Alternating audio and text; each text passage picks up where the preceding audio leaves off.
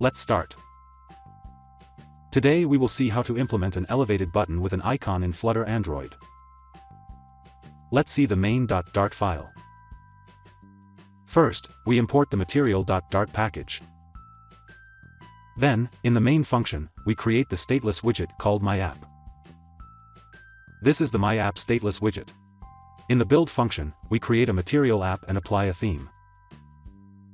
The home attribute is set to a stateful widget called myHomePage. This is the myHomePage stateful widget.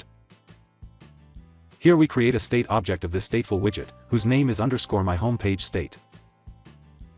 This is _myHomePageState class. Here we will design our app. In the build function, first, we call the scaffold widget, which is the base, upon which we will draw other widgets. The appBar attribute is set to the appBar widget. Here we use our title variable as the title of this appBar. Then we set the body attribute to the center widget. Inside the center widget, we have an elevated button.